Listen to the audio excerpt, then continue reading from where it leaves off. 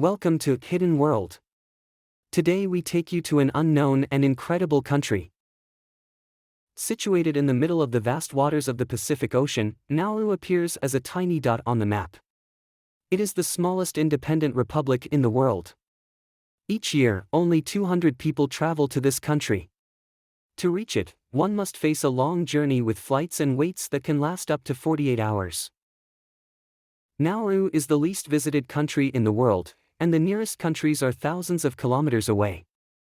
Once you arrive on the island, you have to wait a week for the next flight. Going back is not an option. Nauru is surrounded by huge coral reefs that prevent large ships from approaching the shore.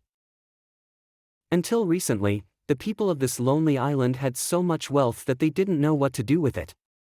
Once rich in phosphate deposits, Nauru became the country with the highest GDP per capita in the world in 1970.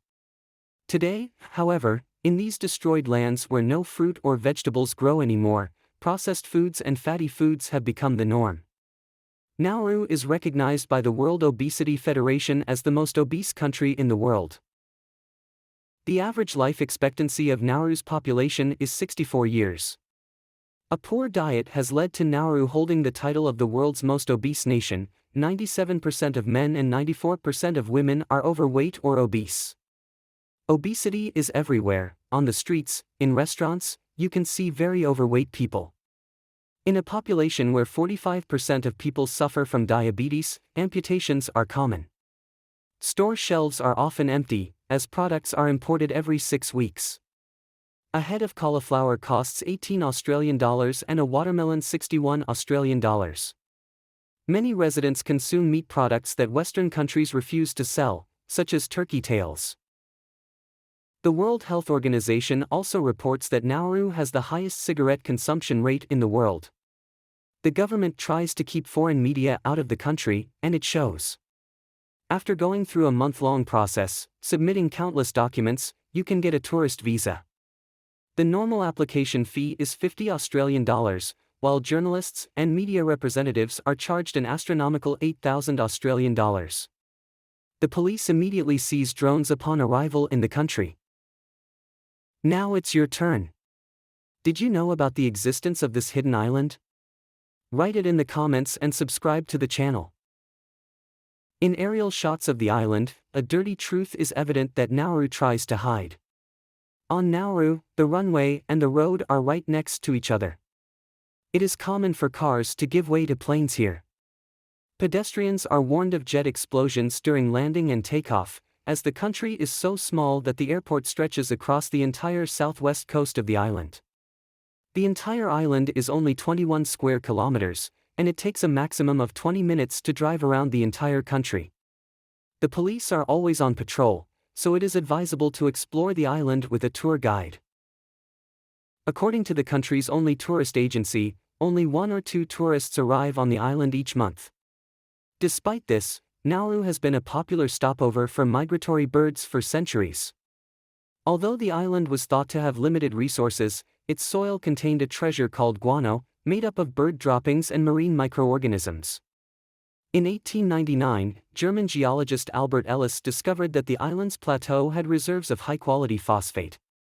Phosphate is a valuable raw material, which increases agricultural productivity, and during World War I, Australia turned Nauru into an overseas mining center.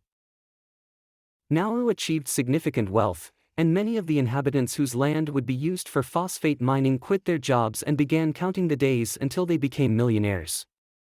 Thousands of workers from China and other Pacific islands were brought to work in the phosphate mines. In 1975, Nauru had a per capita income of about $176,000, compared to about $44,000 in the United States. Nauru managed to create a tax-free welfare state. Education, transportation, health care, and even housing were free.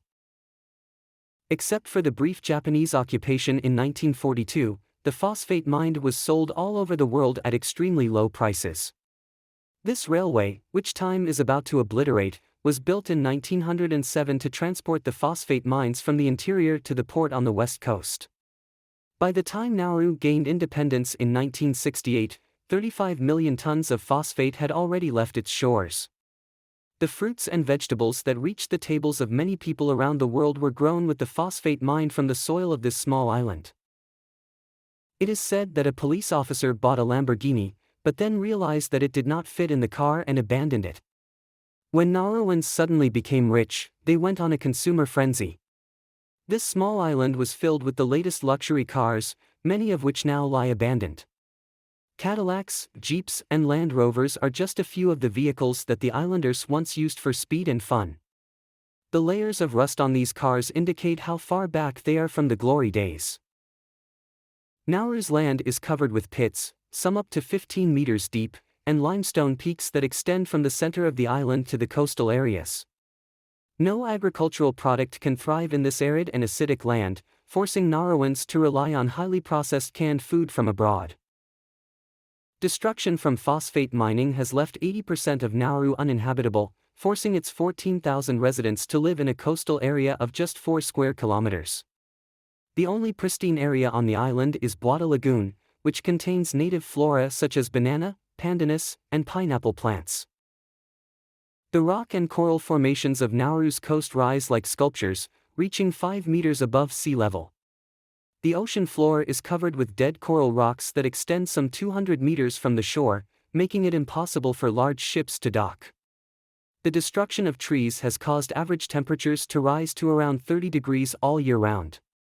Nauru has no rivers or streams, and the islanders have limited access to drinking water, which is desalinated from seawater. Distilleries have a daily production capacity of around 1 million liters. Nauruans complain that the government wastes resources on refugees instead of focusing on its own citizens. In exchange for large sums of money, Nauru has accepted unwanted refugees from Australia, mainly from Afghanistan, Iraq and Myanmar, since 2001. Australia paid $25 million to house refugees in Nauru. People were detained for years in terrible conditions. In some closed camps, refugees lived in containers without electricity or running water. After international protests, these camps were closed in 2019, but the plight remains unresolved. Nauru, having lived in a semi-broken republic for decades, is counting down the days to engage in deep-sea mining. In 2021, the government of Nauru submitted a request to the International Seabed Council to begin mining, partnering with the metals company to extract precious metals such as cobalt, nickel, copper, and manganese. However, scientists and environmentalists warn of potential risks to the environment and human health. This is just a glimpse of the wonders and challenges that lie on this fascinating island. For more explorations and adventures on Hidden World, subscribe so you never miss a video. Thanks, and until the next adventure.